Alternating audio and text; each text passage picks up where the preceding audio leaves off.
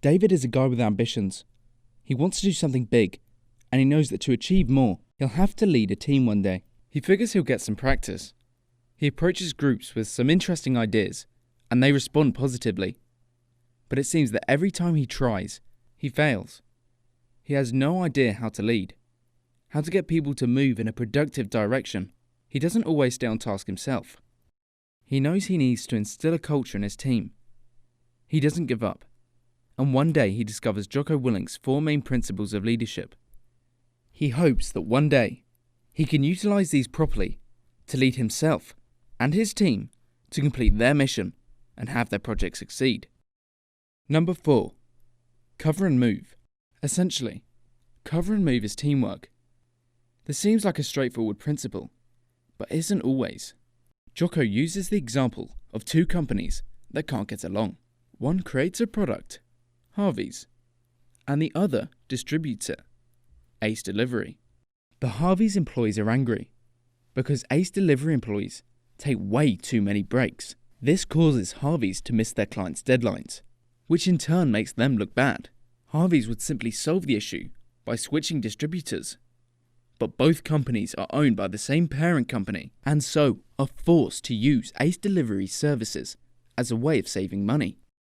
The production manager at Harvey's thought the Ace Delivery team was horrible, as they were sabotaging his team's mission. His employees also regularly complained about Ace Delivery, pointing all the blame at them. "The fault is all theirs," they said, as they became more unproductive and stagnant. Instead of imagining Ace Delivery as the enemy, hell-bent on laziness and sabotage, the production manager was encouraged to think of them as just another part of his team. The only way Harvey's would ever meet their objectives was if they helped Ace Delivery meet theirs. Over the next few weeks, the production manager made every effort to positively engage with Ace Delivery. Building up a relationship, he was eventually able to recognize that the Ace Delivery team was working with limited resources and manpower. Whether it's business or simply your personal life, teamwork is the best way that we can achieve our goals. Think, do you work with your family or friends to help them achieve their goals? Are others always cleaning up after you? And when was the last time you called or messaged a few friends just to ask how they were? Number 3. Simple. Usually, when we get a plan in our heads, things seem clear. To us. But to others, it can come across as a garbled mess. Jocko tells us that we've got to keep things simple.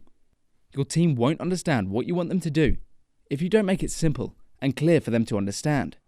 Take this as an example. You've put a lot of research into workflow.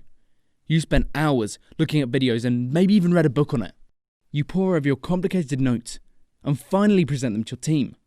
But you're so impressed with yourself that you can't help but show your team basically everything that you've learnt about workflow. Your whole team comes away from your presentation confused, and they reject the whole thing. It's too complicated. I just don't understand. This guy doesn't know what he's talking about. What you should do is boil things down to their essentials. What do they need to know? Once you've got these essentials and a clear way to present them, your team should easily be able to get to grips with what you're saying. Of course, this is sometimes easier said than done. I'll put some helpful links in the description for if you need help with presenting your ideas. I personally find it most helpful to state my intention in 1 or 2 sentences before I start my presentation. This helps people see your goal significantly clearer and understand where exactly you're coming from with your ideas. Number 2. Prioritize and execute. Our lives can be complicated, with different decisions, even small ones, that can begin to pull you in every direction, causing a lack of focus and even procrastination out of fear. These decisions are brought on by questions we ask ourselves on a daily basis, like should I go into huge financial debt to study at university? What's my future going to be like? Or even things as stupid as, what should I have for dinner? This type of escalation effect is often amplified by stressful, oftentimes limited situations.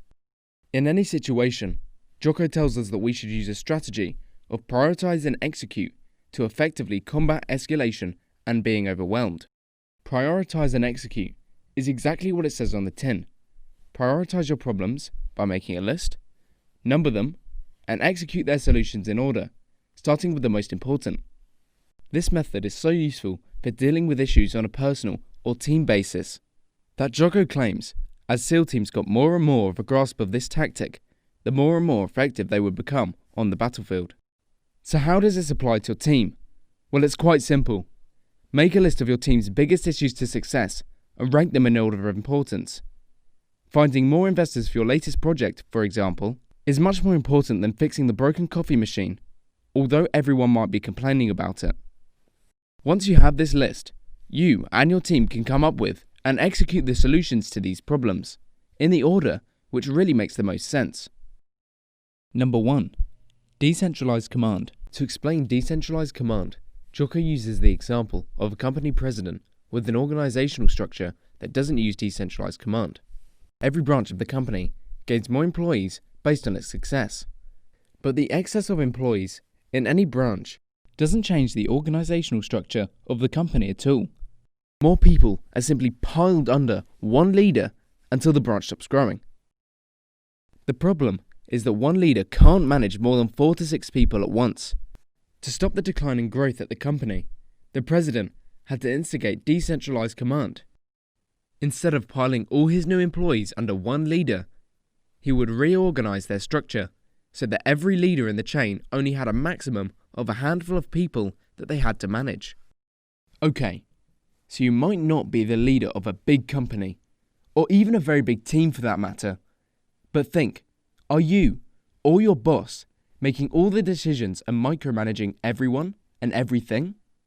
This is a common problem that often stems from a lack of trust. If this is you, try to start trusting in your team more by letting them have more control over your project. They may just surprise you. But if this is your boss, try to build trust with them by showing them that you're capable. They won't always start trusting you right away, but given time, will start giving you more control.